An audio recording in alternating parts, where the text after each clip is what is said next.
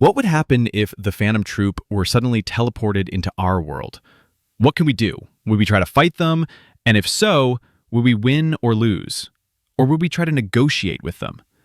In today's episode, we'll see whether the Phantom Troupe, before Kurapika killed any of them, meaning when Uvagin was still alive, could destroy humanity, even with all the technology we have. Stay until the end of the video, and if you enjoy what you see, don't forget to subscribe for more videos like this. In the first part of this video, we'll ask whether the Phantom Troupe would even want to destroy humanity. After all, no matter how evil someone is, wiping out the entire population is an absurd goal. I don't think they would try. Instead, they'd just do whatever they want. We've seen in the anime that they often act without any real purpose. Most of the time, they do things just for fun. This is shown multiple times, like how they take turns fighting or how they don't really care about their victims. But one thing is certain, they will kill. I believe the Phantom Troupe would live like nomads, and whenever they find something interesting to rob, they'll go for it.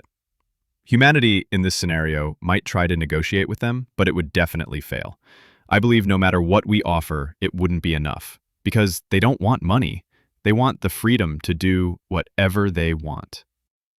Now that we've established that negotiations won't work, we have to ask, could humanity kill them?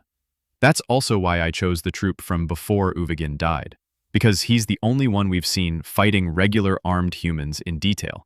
So let's first figure out if humanity could kill Uvagin, and then whether we could beat the entire Phantom Troupe. The first step to understanding if Uvagin can be killed by humanity is to estimate his powers in real-world terms, specifically his Big Bang impact ability, and compare it to modern explosives.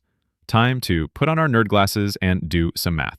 During the fight with the Shadow Beasts, we first see Big Bang impact, and we get a good view of the crater he creates. First, we need Avogin's shoulder-to-shoulder width.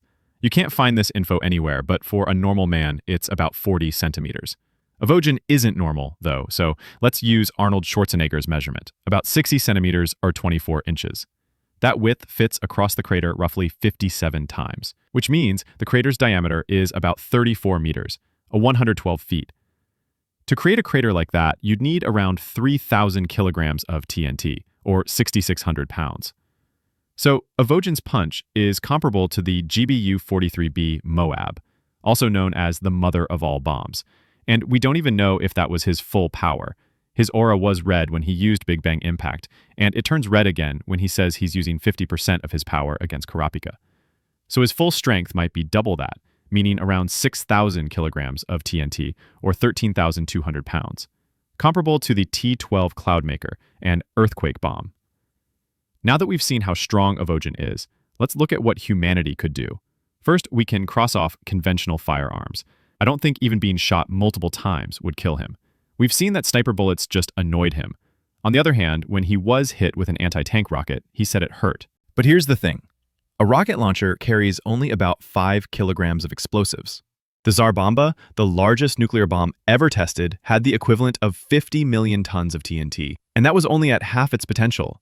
At full capacity, it could reach 100 million tons, 220 billion pounds. That would definitely kill Uvagin. While we don't have any Tsar Bombas now, the biggest current bomb is the B-83, with about 1.2 million tons of TNT, 2.65 billion pounds. I believe that would also be enough to kill him. So humanity could kill Uvagin, but there are still 12 other members left. And don't forget, we'd be fighting them all at once. So let's look at the biggest threat, Chrollo. Chrollo is definitely the strongest member of the Phantom Troupe. His skill hunter ability is extremely versatile, and he's highly intelligent and powerful. But in the real world, he might be weaker than you'd think, because his ability relies on stealing powers from Nen users, and there are none here. So he'd be stuck with only what he already has. And anyway, I can't think of any stolen ability that could protect him from our bombs. Even if they survived the blast, they'd still die from the radiation. Remember, even Meruem, a creature far beyond any troop member, died from radiation. A simpler way to kill them might be poison. In Uvogin's fight with the Shadow Beasts, he was affected by a tranquilizer, and Machi said that if it had been a lethal poison, it could have killed him. So what's the conclusion? Can humanity easily defeat the Phantom Troupe? Well, not exactly. There are two things we haven't considered, their intelligence and fear. If the Phantom Troupe were so easy to kill, why didn't the characters in Hunter x Hunter do it? After all, they have bombs and poisons too. That's the thing. On paper, the troop looks easy to kill. In reality, it's not that simple. They wouldn't expose themselves. In the anime, no one even knew where they went. And if you don't know where they are, you can't bomb them. And the biggest factor, fear. If people knew 13 individuals were that strong, it would cause mass panic.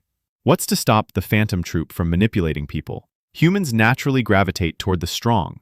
We feel safe near them. But I don't think the troupe would start a cult. They don't seem like the kind to keep thousands of followers around. It's hard to make a plausible scenario because, like I said at the start, they wouldn't aim to kill everyone, and if they did, they probably wouldn't survive long. The most realistic scenario is that they'd stay hidden for a long time, and when they do strike, they'd attack quickly and strategically, giving us no time to react. Boring?